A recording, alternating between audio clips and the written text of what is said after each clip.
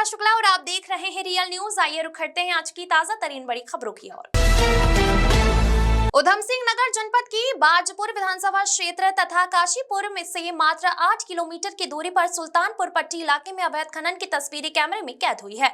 सरकार को करोड़ों रुपए के राजस्व का चूना लगाती इन तस्वीरों ने धामी सरकार की जीरो टॉलरेंस को जीरो पे लाने पर आमादा है। वहीं जनप्रतिनिधियों का कहना है कि आखिर किसकी तिजोरियां भरने को यह अवैध खनन किया जा रहा है। आपको बता दें कि जनपद उधम सिंह नगर में लाख कोशिशों के बावजूद अवैध खनन रुकने का नाम नहीं ले रहे हैं। सरकार के अवैध खनन रोकने के लाख दावे फेल होते नजर आ रहे हैं, जिसका नतीजा है कि खनन माफिया बेखौफ होकर नदियों का सीना चीरने में लगे हैं। वहीं जिला प्रशासन चुप्पी साधे मूक दर्शक बना हुआ है, जबकि खनन में काम करने वाले श्रमिकों ने खुद इसका खुलासा किया है कि खनन मशीनों से कराया जा रहा, जबकि मशीनों से खनन करना अवैध खनन माना जाता है। आपको बता दें कि उधम सिंह नगर में कई प्रमुख नदियों में खनन की अनुमति प्रदान कर खनन की अनुमति दी जाती है, जिसको चुगान कहा जाता है।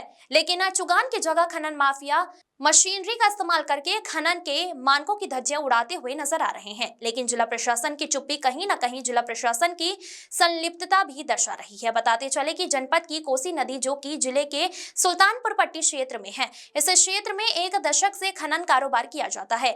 इसी की आड़ में अवैध खनन को अंजाम दिया जाता है। अवैध खनन इतना बढ़ गया है कि सरकार के राजस्व में करोड़ों का चूना लगाने लगा है, जो कि जिले के बड़े अधिकारियों की देखरेख में चलता है। इसी बीच 2 वर्षों से उत्तराखंड में अवैध खनन को रोकने के लिए एक कैलाश रिवर्ड बेड मिनरल्स नामक प्राइवेट कंपनी को टेंडर निविदा कर दिया गया। उसके बाद इस कंपनी ने अवैध खनन को अंकुश लगाने के लिए चौकियां बनाई गई, लेकिन ये भी अंकुश नहीं लगा पाए। जिले के खनन अधिकारी चुप्पी साधे हुए मूर्ख दर्शक बने हुए हैं। कांग्रेस किसान कमेटी के प्रदेश अध्यक्ष एवं पूर्व दर्जा मंत्री हरेंद्र सिंह लाड़ी ने विशेष वार्ता करते हुए कहा कि सरकार का फोकस अवैध खनन पर है। हर रोज इस खनन की वजह से रोड दुर्घटनाएं हो रही हैं। मशीन से खनन करवा कर नदी को गहरा कर दिया गया है, जिससे वाटर लेवल डाउन हो गया है, जो किसी समय 40 से 50 फुट पर पानी आ जाता था तराई क्षेत्र में, लेकिन आज 150 फुट पर जाकर पानी मिलता है। वहीं गदरपुर के सत्ता पक्ष के विधायक अरविंद पांडे ने कहा कि अवैध खनन प्रकृति का दोहन है और ऐसे विषय पर संवेदनशील ना हो तब कोविड जैसी महामारी पैदा होगी। उन्होंने एक बार फिर अपनी ही सरकार पर तंज कसा है। अवैध खनन से ऑक्सीजन की कमी होगी, पानी की कमी होगी, इसलिए वह अवैध खनन के पूरी तरह खिलाफ है। विशेष शर्मा की रिपोर्ट। साफ बैक कराए बंद करो, बकाया लेबरों का नुकसान हुआ गधेरा और मार के लेबरों को भजा रहे हैं। हाई कोर्ट का ये आदेश है कि 2 महीने तक लेबर से काम चला है, उसके बाद में बैक कराए चालू हो गए नदी के अंदर। हाई कोर्ट के ये ऑर्डर हैं कि नदी के अंदर बैक कराए नहीं चलेंगे।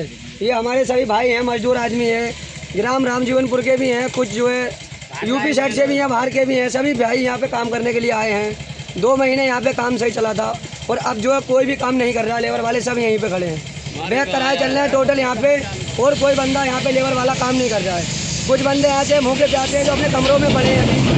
हम भाई हैं जो भी हैं यहाँ पे खड़े होकर विरोध कर रहे हैं, इसलिए कि बैक कराए नहीं चले नदी के अंदर। क्या चाहते हो लेबर वालों को रोजगार क्या चाहते हो आप? हम ये चाहते हैं कि सभी लेबर वालों को हमारे काम मिलना चाहिए नदी के अंदर। अगर बैक करे चले, अगर आपको काम नहीं मिला तो क्या करोगे आगे? क्या करेंगे फिर? अपने गाँव चले जाएंगे। फिर जो उधार सट्टा लेके आए, वहाँ से करके आए, कर्ज पानी करके आए, वो हमसे वो मांगेंगे, फिर हम कहाँ से देंगे? हमने काम ही नहीं करा यहाँ पे। तो देखिए, अवैध खनन ये प्रकृति का दोहन हुआ, और जब हम ऐसे विषयों पे हम संवेदनशील नहीं होंगे तो कोविड जैसी महामारियाँ पैदा होंगी। देश में ऑक्सीजन की कमी हो जाएगी, पानी की कमी हो जाएगी, जो उपज है वो भी कम हो जाएगी, वन संपदा कम हो जाएगी, तो कहीं ना कहीं मानव जीवन पे संकट आएगा। इसीलिए अवैध खनन पर प्रतिबंध होना चाहिए। और आपने देखा होगा, हम तो विधायक होते हुए भी मैंने हमेशा अवैध खनन की खनन है। देखो, हमारे प्रदेश ने खनन नीति बनाई है, उस खनन नीति से गवर्नमेंट का रेवेन्यू डबल हुआ है, 4 गुना हुआ, बल्कि अच्छी बात है। लेकिन अवैध खनन नहीं होना चाहिए, मैं इसके खिलाफ हूँ। नहीं, जब उन्हें अधिकारी नहीं सुनेंगे तो उनको सुनाने के लिए हम बैठे हैं ना। हमारी सरकार है, आए दिनों एक्शन लेती है। आगे भी कोई नहीं सुनेगा तो उसके खिलाफ कार्रवाई की जाएगी। चुगान के जो पट्टे थे वो नियमानुसार कार्य किए जा रहे हैं, मैनुअली कार्य किया जा रहा था, कोई भी अवैधता हमें नहीं पाई गई। और जहाँ तक जो वीडियो में ट्रैक्टर जो हमें दिखे थे, उसके संबंध में हमारे द्वारा नोटिस प्रेषित किया गया है। और हमें जो भी सूचना मिलती है, कभी भी कोई शिकायतें आती हैं, तो लगातार हम क्षेत्र में कार्रवाई करते रहते हैं, और भविष्य में भी बिल्कुल कार्रवाई की जाएगी। किसी भी अवैध गतिविधि को नहीं चलने दिया जाएगा। विभाग द्वारा लगातार क्षेत्र में निगरानी रखी जा रही है। उस पे जो वीडियो चलाई गई थी, उस पे हमारे द्वारा नोटिस प्रेषित किया गया है और जो उसके बाद लगातार क्षेत्र में निगरानी रखी जा रही है और कुछ भी अगर ऐसा मिलता है तो हमारे द्वारा उसमें उचित कार्रवाई की जाएगी।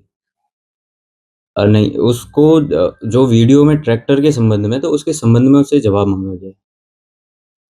विभाग द्वारा लगातार क्षेत्र में निरीक्षण किया जा रहा है और जैसे भी हमें कुछ अवैधता मिलेगी, उस पे कार्रवाई की जाएगी।